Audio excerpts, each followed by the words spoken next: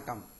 அன்பார்ந்த இணையதள நேயர்களை மீண்டும் www.qcrc.in என்ற இணையதளத்திற்காக நியூஸ் தமிழ் செய்தி அறிக்கையில் உங்களை சந்திப்பதில் பெருமகிழ்ச்சி அடைகிறோம். இன்று 6 ஜூலை 2009க்கான முக்கிய செய்திகளை தற்போது பார்க்கலாம். இந்திய பாராளுமன்றத்தில் மத்திய நிதி அமைச்சர் திரு பிரணாப் முகர்ஜி அவர்கள் 2009-10 ஆண்டுக்கான பட்ஜெட்டை இன்று தாக்கல் செய்தார். மொத்த பட்ஜெட் செலவு 10,28,032 கோடியாக உயர்ந்துள்ளதாகவும் தேசிய கிராமப்புற வேலை திட்டத்தில் 80 ரூபாய் இருந்த கூலியை 100 ரூபாயாக உயர்த்தவும், வருமான வரி கணக்கு தாக்கல் எளிமையாக்கப்படும் என்றும், தேசிய நெடுஞ்சாலைகளுக்கு 23% கூடுதலாக ஒதுக்கீடு செய்யப்படும் என்றும், ராணுவத்திற்கு 1,41,703 கோடி ஒதுக்கீடு செய்யப்படும் என்றும், வருமான வரி உச்சவரம்பு 1,60,000 வரை உயர்த்தப்படும் என்றும், பெண்களின் வருமான வரி உச்சவரம்பு 1,90,000 உயர்த்தப்படும் என்றும், மூத்த குடிமக்களுக்கு வருமான உச்சவரம்பு 2,40,000 உயர்த்தப்படும் என்றும், மத்திய பல்கலைக்கழகங்களுக்கு 824 கோடி ஒதுக்கீடு செய்யப்படும் என்றும், தேசிய வேலைவாய்ப்பு அலுவலகம் நவீனமாக்கப்படும் என்றும்,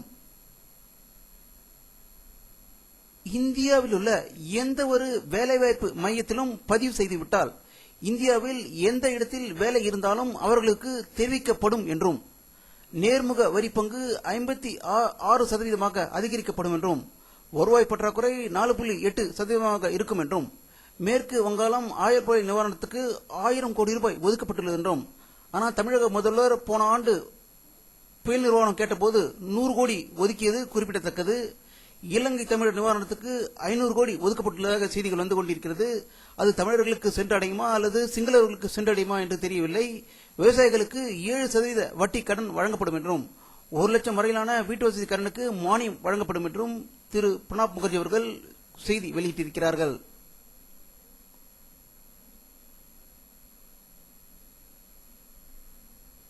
தமிழ் ஈழ நாட்டில் உள்ள ராட்சச ராஜபக்சேயின் கடற்படை பிரிவினர் துப்பாக்கி முனையில் 21 தமிழக மீனவர்களை கடத்தி சென்றதன் எதிரொலியாக ராமேஸ்வர மீனவர்கள் காலவரையற்ற ஸ்ட்ரைக்கை இன்று நடத்தி கொண்டிருப்பதாகவும், இதற்கு தீர்வு என்ன என்று தெரியாமல் தவித்துக் கொண்டிருப்பதாகவே தகவல்கள் வந்து கொண்டிருக்கிறது. நம்முடைய அரசியல் வல்லுநர்கள் முன்பு கூறியது போல இந்திய அரசாங்கத்தை நம்புவதை விட அமெரிக்காவில் உள்ள எம்பசியிடம் அவர்கள் மனு அளித்தால் அமெரிக்க அரசாவது தம்முடைய மீனவர்களை காப்பாற்றுவார்களோ என்று எண்ண தோன்றுகிறது என்று கூறினார்கள்.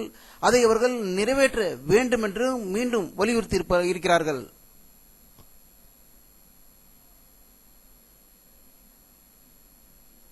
ஸ்ரீவைகுண்டம் காங்கிரஸ் எம்எல்ஏ திரு செல்வராஜ் அவர்கள் நேற்று இரவு சென்னையில் மாரடைப்பால் காலமானதால் சட்டசபை இன்று கூடியதும் அவருக்கு மறைவுக்கு இரங்கல் தீர்மானம் கொண்டுவரப்பட்டது.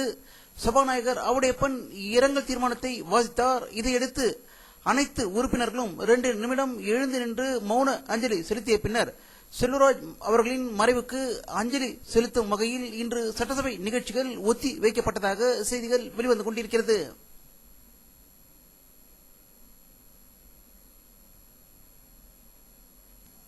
மத்திய பட்ஜெட் வரவேற்கத்தக்கது என்று தமிழக முதல்வர் கருணாநிதியும், இது ஏமாற்றம் தரும் பட்ஜெட் என்று அதிமுக பொதுச் செயலாளர் செல்வி ஜெயலலிதாவும் அறிக்கை வெளியிட்டுள்ளதாக சென்னையிலிருந்து தகவல்கள் வெளிவந்து கொண்டிருக்கிறது.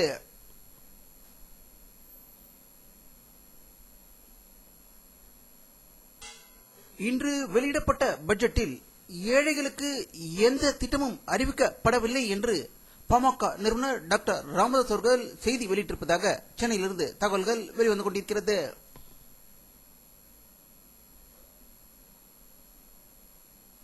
பெட்ரோல் டீசல் விலையை உயர்வை கண்டித்து வரும் 18ஆம் தேதி திராவிட கழகம் ஆர்ப்பாட்டம் நடத்தப்படும் என்றும், தமிழக முழுவதும் இந்த ஆர்ப்பாட்டம் நடைபெறும் என்றும் அதன் தலைவர் திரு கி வீரமணி அவர்கள் தஞ்சையில் தெரிவித்ததாக செய்திகள் வெளிவந்து கொண்டிருக்கிறது.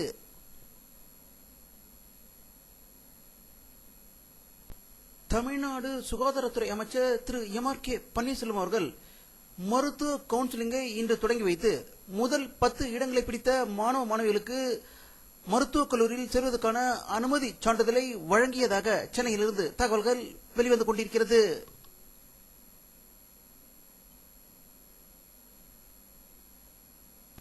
பாராளுமன்ற தேர்தலில் எதிரிகளிடம் விலை போனவர்களை களை எடுக்கப்படுவார்கள் என்று பொள்ளாச்சி ஜெயராமன் எம்எல்ஏ மகள் திருமணத்தில் அதிமுக பொதுச் செயலாளரும் தமிழக சட்டமன்ற எதிர்க்கட்சி தலைவருமான செல்வி ஜெயலலிதா அவர்கள் பேசியதாக பொள்ளாச்சியிலிருந்து செய்திகள் வெளிவந்து கொண்டிருக்கிறது.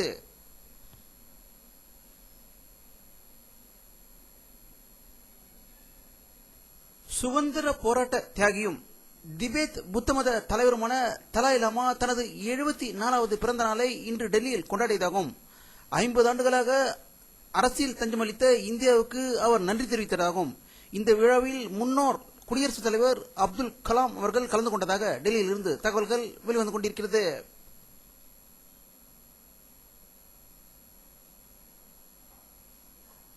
ஆப்கானிஸ்தான் நாட்டு ராணுவ தளபதி பிஸ்மில்லா கான் முகமது டெல்லி வந்து இந்திய ராணுவ தளபதி திரு தீபக் கபூரை சந்தித்ததாக டெல்லியிலிருந்து தகவல்கள் வெளிவந்து கொண்டிருக்கிறது.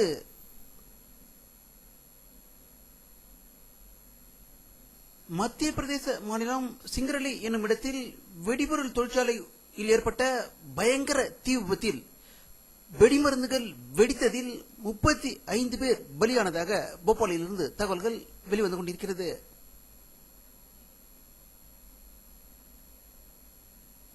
ஆஸ்திரேலியா நாட்டில் இந்திய மாணவர்கள் தாக்கப்படுவதை அதிகரித்து வருவதை கண்டித்து இந்தியா பலமுறை கண்டனம் தெரிவித்த நிலையில் ஆஸ்திரேலிய குழு இன்று டெல்லி வந்திருப்பதாகவும் டெல்லியில் உள்ள வெளியுறவு செயலாளர் திரு மோகன்தாஸ் அவர்களை சந்தித்து இரு நாட்டு மாணவர் உறவை பற்றி பேசியதாக டெல்லியிலிருந்து தகவல்கள் வெளிவந்து கொண்டிருக்கிறது.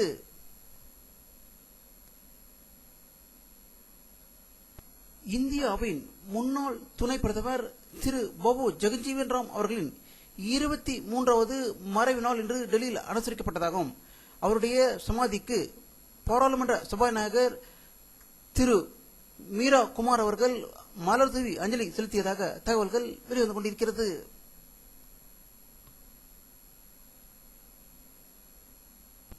அமெரிக்க அதிபர் திரு பாரக் ஒபாமா அவர்கள் 3 நாள் பயணமாக ரஷ்யா சென்றடைந்தார். அங்கு இரு நாட்டு உறவை மேம்படுத்துவது குறித்து விவாதிக்கப்படும் என்று மாஸ்கோவில் இருந்து செய்திகள் வெளிவந்து கொண்டிருக்கிறது.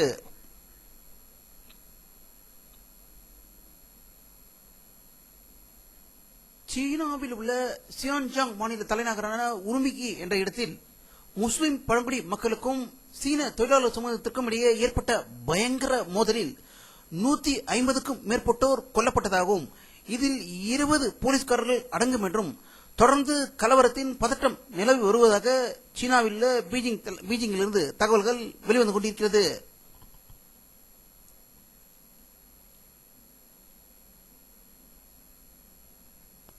லண்டனில் நடக்கும் விம்பிள்டன் டென்னிஸ் போட்டியில் ஒற்றையர் பிரிவில் ரோஜர் ஃபெடரர் அமோக வெற்றி பெற்று இதுவரை 6வது முறையாக பட்டம் வென்ற வீரர் என்ற சாதனை படைத்திருப்பதாக லண்டனில் இருந்து தகவல்கள் வெளிவந்து கொண்டிருக்கிறது.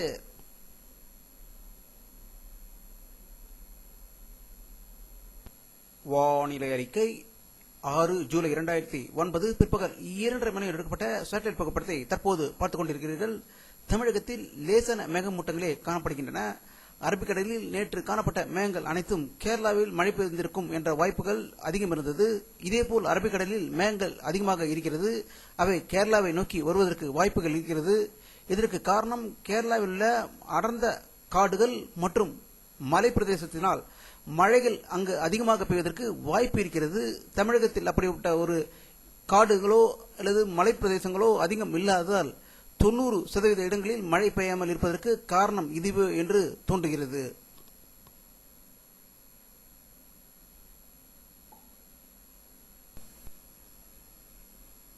இத்துடன் இந்த செய்தி அறிக்கை நிறைவடைகிறது.